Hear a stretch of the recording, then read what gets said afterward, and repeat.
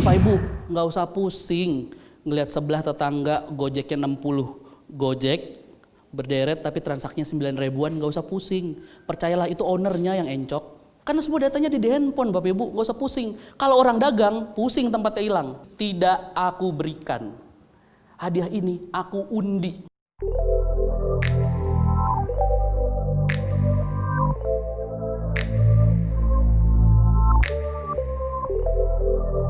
Oke, mungkin kenalan dulu kali ya.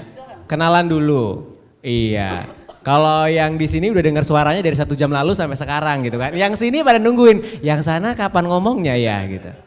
Oke, silahkan Mas, perkenalan dulu. Assalamualaikum, nama saya Rahman Abdul Rahim.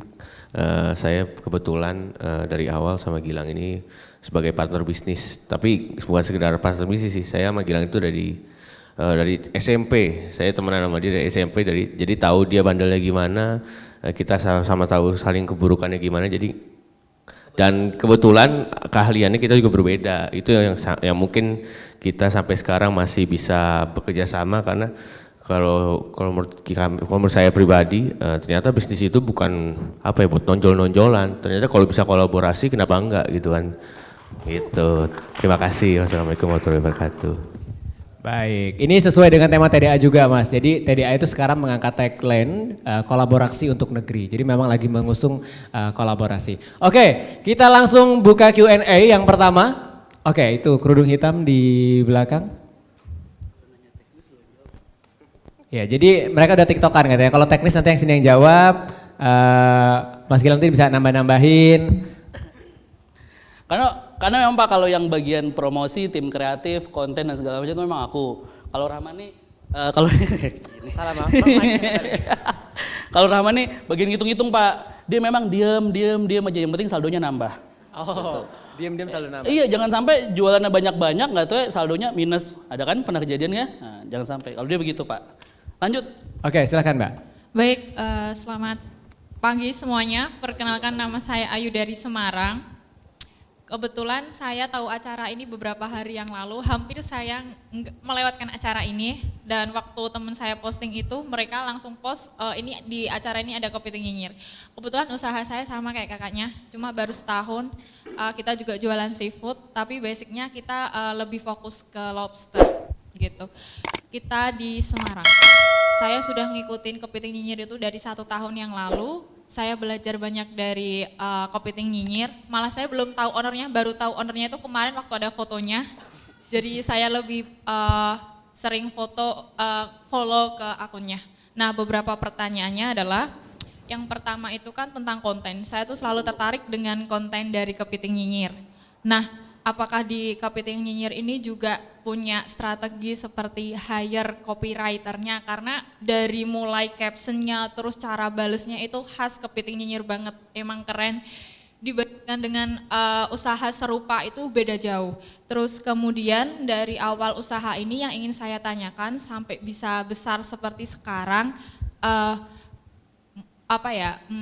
macam atau metode pendananya itu seperti apa, atau memang cukup hanya berdua nabung aja organik seperti itu, atau memang membuka peluang untuk investor dan yang lainnya. Dan yang ketiga pertanyaannya, kepiting nyinyir itu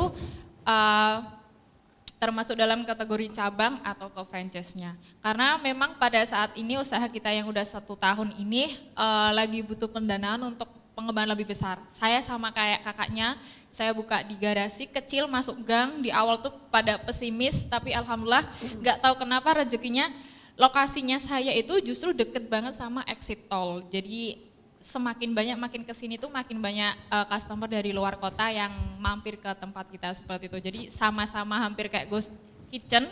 Tapi justru sekarang ini malah banyak yang datang ke tempat kita untuk dine in seperti itu. Padahal awalnya kita pengennya seperti itu. Malah saya baru tahu ghost kitchen itu baru ngetren beberapa tahun ini, 2019-2020. Padahal kami udah mulai itu dari 2016 itu waktu kuliah, kayak misalkan mau nggak nih pesen seperti ini. Dan basicnya usaha saya sama suami, kita berdua nggak bisa masak.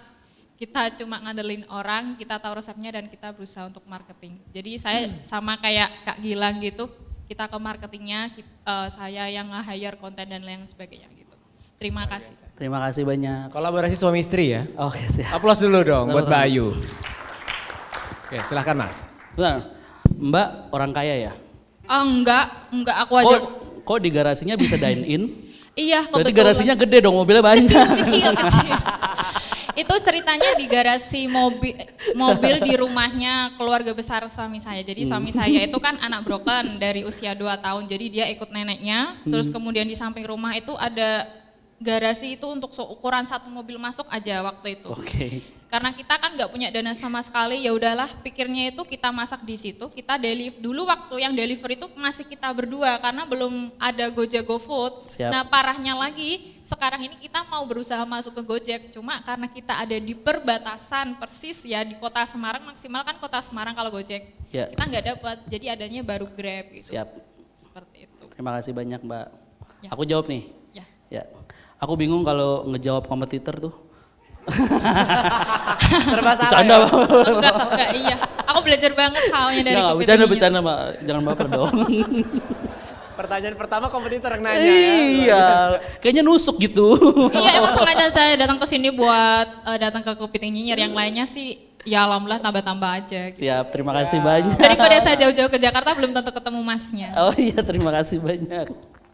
Oke, pertanyaan pertama tentang Konten ke promosi. strategi konten, siapa strategi yang konten.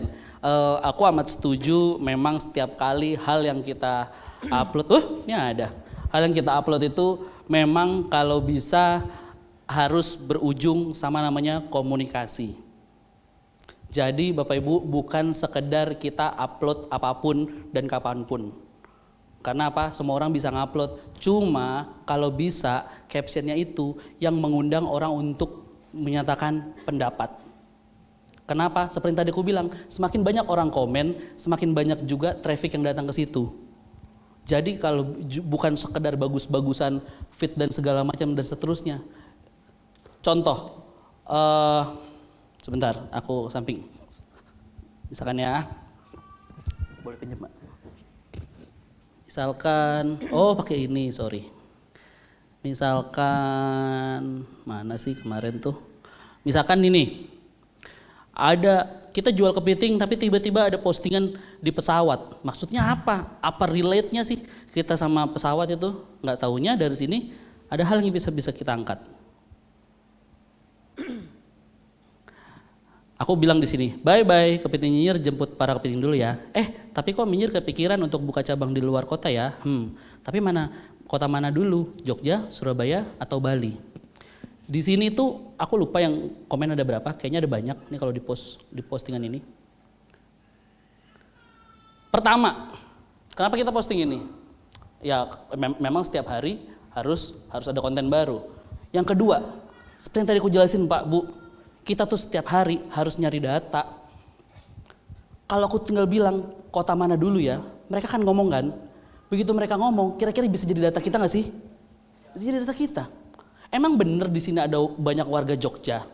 Emang bener orang Semarang tuh senang makan kepiting? Abis ini kita tanya lagi, nyaut lagi. Begitu kita cocokin sama data GoFood di Semarang di Surabaya laku, sikat. Jadi kalau bisa di setiap postingan ini komennya captionnya itu selalu nanya. Selalu nanya atau yang nyebelin sekalian. Mungkin kita sering dengar ada yang upload, Assalamualaikum Bapak Ibu, mau info nih, sudah buka ya semua cabang, terima kasih. Bodoh amat. Gak peduli orang, gak peduli. Kalau posting itu yang bikin orang kesindir atau bikin orang mikir. Misalkan kalau posting pagi-pagi, aku paling cuma bilang bahwa sampai ketemu di meja makan nanti siang ya. Jadi orang merasa tergugah untuk, oh iya, tersiang mungkin beli atau enggak urusan nanti.